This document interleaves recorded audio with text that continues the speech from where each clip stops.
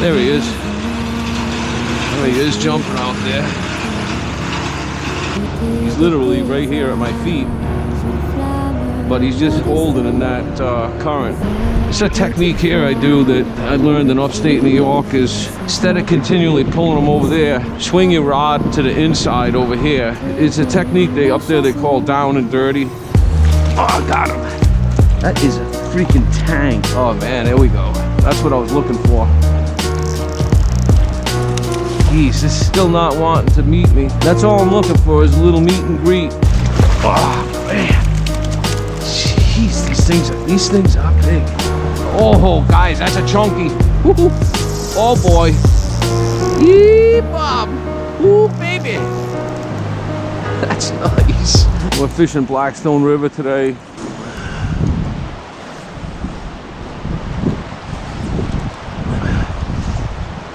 It's one of my favorite places to fish. All right.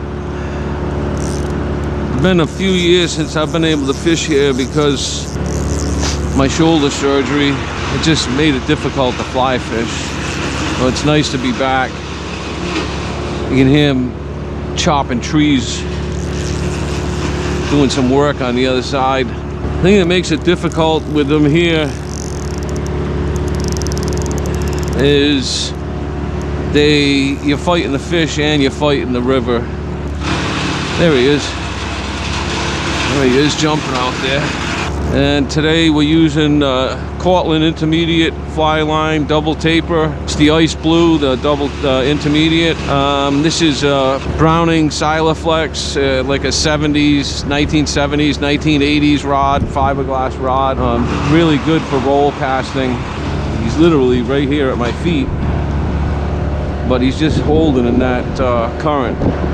It's a technique here I do that I learned in upstate New York is instead of continually pulling them over there, swing your rod to the inside over here. Then he gets, you know, pulled from two different directions. It's a technique up there they call down and dirty. I did get one look of the fish. It kind of colored up a little bit. Some darker colors, not like some of the brighter fish we've caught this year. This one's a little darker. I haven't gotten a good look at him yet. All right, well, hopefully we can get this done here. This fish is really strong. You can see him right there, really colored up. Good looking fish. Here he is. Oh, I got him. My goodness. That is a freaking tank. See him in there. Gonna get a measurement on him. It's like 17, 18 inches. That's a good fish, man. Man, is that a good fish. Look at that, that's a beauty. He's gonna swim away fine. That fish really was tough for me to get in. Like I said, I was fighting the current and I was fighting the fish. All right, back here with a new knot. And you're just gonna see, we're just gonna roll cast, get my fly out there a little bit, and I'm letting it swing. I'm gonna let the fly swing down current. Just throw that little mend in there. Try to get a natural drift. Oh man, there we go. That's what I'm talking about. That's what I was looking for. That's why you throw that little mend in there. I'm trying to get a natural drift.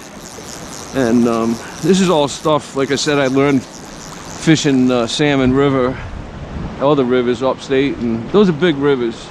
So you learn to deal with current up there. You can learn to deal with current down here, but when you're presenting a fly, that's part of the equation, is getting your fly to present naturally to fish they're waiting for food to get taken to them. There's good hatches coming here. You can see I got a guy fishing further up towards the falls up there.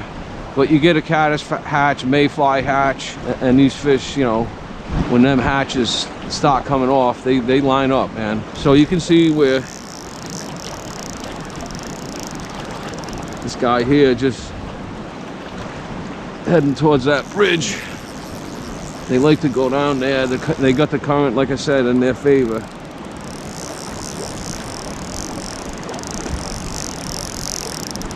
Making a little run. Getting them here up close to me. And there he goes. Then what I do, like I said, I turn it over this side. and then you get them from a different angle. But again, keep the rod low. I'd like to see if I can get a swing at them here. Maybe, let's see. See if I get lucky.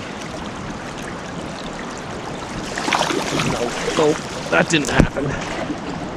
That did not happen. That did not go as planned. Yeah. Little trickster. Jeez, this he's still not wanting to meet me. That's all I'm looking for is a little meet and greet. Oh man. Jeez, these things are big. My God. That's another nice one. 10 mark over there, and he's at the 7 over here. So 17 inches. You can see you got that big woolly right in the corner of his mouth, and another beauty, another beautiful rainbow. Good morning, sir. Good morning, Mr. Rainbow. Let the water pass over his gills, and there he goes. Go tell your friends. Tell them to come up here and say hi. And look where we are today. This is my office for the day. I also, just to let you guys know, I have wading boots with corker studs on them, little grip studs on the bottom. I would never come in here without it. These rocks are oddly shaped, and they have like that black algae on them. It's slick as hell. See if there's any fish hanging on that inside seam there. I gotta do my due diligence. There he is. Oh, guys, that's a chunky. Woo-hoo. Oh boy. Yee, Bob. Ooh, baby. That's nice. Like I said, man, just gotta keep them honest, you know what I mean? You gotta make sure there's not one or two holding up here, and he was right there. And he stomped on it. Nobody here. It is a little overcast, a little drizzly. The fish are wet, so they don't really care. And I don't care either. You can see him shaking his head. You see that rod tip bouncing? You know, that's that fish down there, like sitting there shaking his head. He's pissed. You know, it's been, oh, there he goes. Yep. He finds that fast water out there. It's gonna be fish on, coming down. Can't really see where he is right now, but he's gonna be somewhere in that area right there. Oh, I see him. You can just see that, there he is. I don't know if you guys can see him, but oh, jeez, they are strong fish. And this one here is chunky. He's got some weight to him. So like he's got weight. The river gives him energy, and like right now he's just sitting there, you know, sort of recovering a little bit. You know, getting his wind back up. It's like a fighter between rounds. They go to the corner.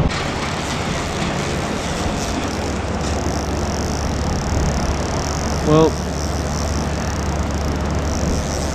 all that line I got in, and he's going to the bridge. Right there, he's coming in towards the shoreline. This water over here is a little calmer, but you can see him, he's right here. He really wants to get back out in that heavy water. We're close. This is where things either go good or they go very bad. There he goes. There he goes. Well, that's how it ends. And I'll tell you what, the very thing that I mentioned about having to retie my tippet, you know, he just did his job, and he took my fly, broke me off. And I took about as much time with him as I could, but in the end, he won out. These fish are going to be tough here. Just like that last one. You seen how long I fought it, and they'd use this current against them. That last fish really messed up he took my fly, took my tippet, and I had to really fix all that and put another fly on.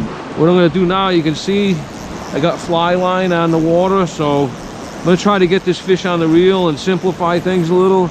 I keep the bend in the rod and put a little pinch on it with that finger. Once you get them on the reel, it makes it a little easier, especially with all this moving water. Instead of having all that line potentially getting tangled up at your feet, you can see all those people going to work. Whee! There he goes. All going to work over the bridge, looking at the guy in the river, catching fish. Hi. Have fun. Again, right here, I want to keep his head down. You come up, he starts shaking his head. Whoa. Man, these things are savages. He'd be on his way soon if he would just cooperate. I got a nice comfortable landing net for you. Get a nice little rest in here. I'll get the fly out of your mouth and revive you, and you can go back and swim with your buddies. You're right here, buddy. You're right here at the end.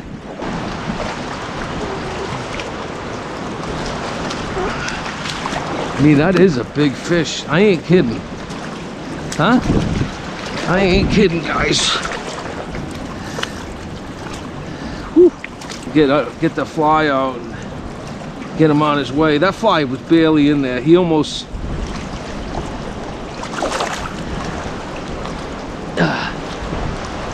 Can say you met Brown Dog, aka Papa. That fly I just had on, I got him on. Tied on that jig style hook, you know, sort of like a leech. It got that copper bead. You can see the hook point is on the top of the fly, and so the hook point rides up nice in the river, and just a couple of those little orange legs to give it a little bit of pizzazz, a little bit of attraction. What's really helpful in here is a wading staff like I have, and corkers, the little carbide spikes on the bottom of your wading boots. Now, you can't see it, but all of these rocks got that green snot on them. They'll put you on your butt. This thing is like a pool up here. It's a little deeper. Right here, the fish will be in there. There's all fish in there. They'll swim around in here, go right up to the base of the falls. A long time ago, maybe 10, 15 years ago, I got right up to the base of that falls and my fly rod, and I hooked into a monster. It was so heavy, and at first I didn't know what it was. I couldn't get it up to come up so I could take a look at it. I started thinking it might be a big carp or something, but you know what it was? A pike, and I landed it. It was too big to fit my net. I had to, like, you know, grab it, but yeah, it was a big pike, and it did take me a while to get it in. Never got a picture of it. I didn't have the GoPro at that time, so that would have been a fun video to make, to watch. I like this place, you know, I really do. I know I keep saying it, but you find out a lot about, you know, rivers and fishing them, and how to work your line, how to mend your line, and where are the likely spots that the trout will hold. Won't be the last time I come here this year, that's for sure. But anyways, I hope you guys enjoyed it. God bless. Stay with us this year, because God's been blessing us with some really good trips and some really neat fish. Once we start striper fishing and bass fishing, who knows? GoPro, stop recording.